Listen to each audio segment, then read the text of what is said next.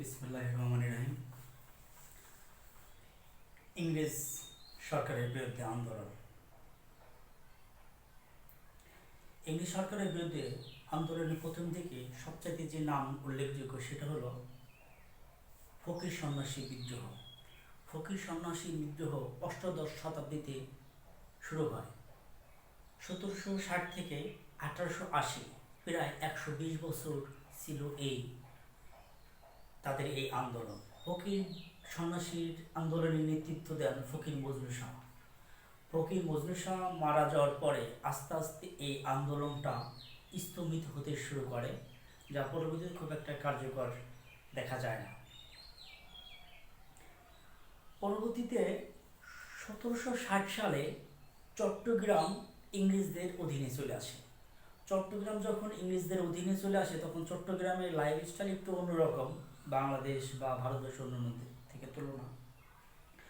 তো ওই সময়কার যে নেতা জন বক্স খা ইংরেজদের বিরুদ্ধে প্রথম স্বাধীনতা পতাকা উত্তোলন করেন, যদিও সেটা দীর্ঘ সময় টিকে থাকতে পারেনি।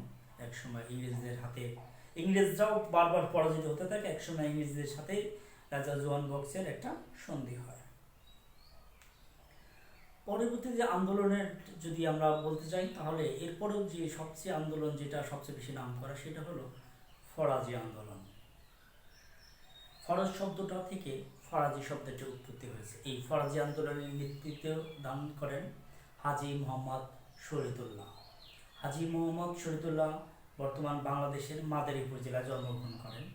এই ফরাজি আন্দোলনের প্রধান টিকটিক করে উঠছে যেটি, এই ফরাজি আন্দোলনের প্রধান যে ভূখণ্ডটা ছিল সেটা ছিল ফরিদপুরকে কেন্দ্র করে এই ফরাজি আন্দোলনটা সংঘটিত হয়।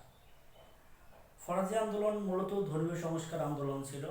তৎকালীন সময় মুসলমানদের ভিতরে ফরজ যেটা আত্মবাসকীয় মানে পালন করতে হবে, এই ফরজ এর সাথে সাথেও বিভিন্ন ধরনের কুসংস্কার, বিভিন্ন ধরনের কুফরি কালাম এগুলো ঢুকে পড়ে। তখন হাজী মোহাম্মদ শরীয়তুল্লাহ এগুলো থেকে মুসলিমদেরকে সরে রাখার জন্য, মুসলিমদেরকে সঠিক পথে আনার জন্য এই ফরাজি আন্দোলন শুরু করেন। ফরাজি আন্দোলন পরবর্তীতে তার সন্তান দুদু মিয়া ফরাজি আন্দোলনকে একটা রাজনৈতিক রূপ দান করেন। তিনি ঘোষণা করেন জমি থেকে খাজনা আদায় আল্লাহর আইনের পরিপন্থী। ইংরেজরা তো এটি মেনে নিব না। তখন ইংরেজরা কি করে, এই ফরাজি আন্দোলনটা আস্তে আস্তে দমন করে। পরবর্তীতে রাজনৈতিকভাবে দমন হলেও পরবর্তীতে দেখা যায় যে ধর্মীয় যে রূপটা সেটা কিন্তু থেকে যায়, যা পাকিস্তানের প্রতিষ্ঠা হওয়ার আগ পর্যন্ত ছিল। পরবর্তীতে এটা অন্যদিন আলোচনা করবেন পাকিস্তানের পরবর্তীতে কীভাবে ফরাজি আন্দোলনের সাথে যুক্ত। তার পরবর্তীতে আন্দোলনের যদি আমরা উল্লেখ করতে চাই তখন সেটা হলো নীল বিদ্রোহ। নীল বিদ্রোহ চলে 1859 থেকে 1862 খ্রিস্টাব্দ পর্যন্ত। নীল বিদ্রোহের উপরে আমাদের দীনবন্ধু মিত্র, তারপরে মীর মোশাররফ হোসেন এগুলো অনেক বই লিখেছেন।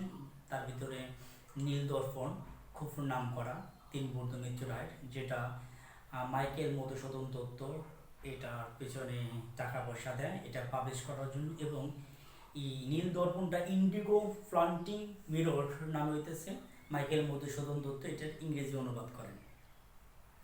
পরবর্তীতে ইংরেজ এই নীল বিদ্রোহর প্রচুর পরিমাণ যখন দেখা যাচ্ছে, ইংল্যান্ডের মানুষও যখন জানতে পারে যে যারা নীল চাষিদের উপরে প্রচুর পরিমাণ নির্যাতন করা হতেছে, তখন সেখান থেকে প্রতিবাদ করা হয়। পরবর্তীতে সবার প্রতিবাদের মুখে 1861 খ্রিস্টাব্দে নীল কমিশন গঠন করা হয়। এই নীল কমিশন গঠন করার পরিপ্রেক্ষিতে 1862 সালে নীল বিদ্রোহ শেষ হয়। তখন আইন করে দেখা যাচ্ছে চাষিদেরকে দিয়ে নীল চাষ করানো যাবে না। সাথে নীল বিদ্রোহ অবসানের আরেকটা কারণ হলো তৎকালীন সময় এই কৃত্রিম নীল আবিষ্কার হয়। পরবর্তীতে যখন কৃত্রিম নীল আবিষ্কার হয়ে যায় তখন আর নীল চাষের আর দরকার পড়ে না। তারপরে দেশে আন্দোলনের ভিতরে আমাদের খেলাফত আন্দোলনের সবচাইতে যে মাওলানা মোহাম্মদ আলী খুব নাম করা ব্যক্তি ছিলেন, যার নেতৃত্বে মাওলানা মোহাম্মদ আলী এবং তার ভাই এনাদের নেতৃত্বে দেখা যায় খেলাফত আন্দোলন গঠিত হয়। খেলাফত আন্দোলনের সাথে সাথে চলতে থাকে অসহযোগ আন্দোলন। অসহযোগ আন্দোলন মূলত মোহনদাস করমচাঁদ গান্ধী এর নেতৃত্বে চলতে থাকে। মোহনদাস করমচাঁদ গান্ধী যার যে রাজনৈতিক যে প্রেক্ষাপটটা, রাজনীতিক হাতে খড়ি, এটা হয় দক্ষিণ আফ্রিকা থেকে। তিনি একজন লয়ার ছিলেন, অ্যাডভোকেট ছিলেন। পরবর্তীতে ভারতবর্ষে দেখা যাইতেছে তিনি এই অসহযোগ আন্দোলন শুরু করে দেন। তার নেত্রী ছিল হইতেছে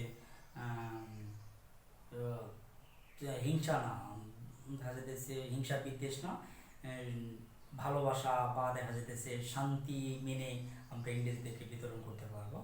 যদিও নেতাজি সুভাষচন্দ্র বসুর আবার যে ফিলোসফিটা ছিল, এটা তার এন্টিতে ছিল। Netaji Subhash Chandra Bose give me blood I will give you freedom, তোমরা আমাকে রক্ত দাও, আমি তোমাদেরকে স্বাধীনতা দেব। যাই হোক, এইভাবে ইংরেজ বিদ্রোহ ইংরেজদের বিরুদ্ধে চলতে থাকে। পরবর্তী এক সময় ইংরেজরা বাধ্য হয়ে 1847 সালের 14 আগস্ট পাকিস্তানকে স্বাধীনতা দেয়। 1847 সালে 15 আগস্ট ভারতকে স্বাধীনতা দেয়। একই দিনে স্বাধীনতা দেওয়ার কথা ছিল, কিন্তু ভারতের যারা জ্ঞানীগুণী পণ্ডিত ছিল তখন তাদের যে থাকে পঞ্জিকা থাকে, এটা পঞ্জিকা কি একটা যেন বলে, ওটা আর কি, ওখানে ঘাটাঘাটি করে দেখে যে 14 আগস্টের দিনটা শুভ না, এই জন্য তারা তারপরে দিনকে স্বাধীনতাটা নেয়।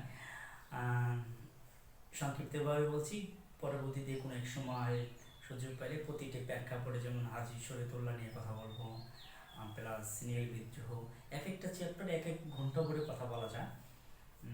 পরবর্তীতে এগুলো নিয়ে আবার কথা বলার চেষ্টা করবো। জাস্ট সারাংশ করে বলে গেলাম। আসসালামু আলাইকুম।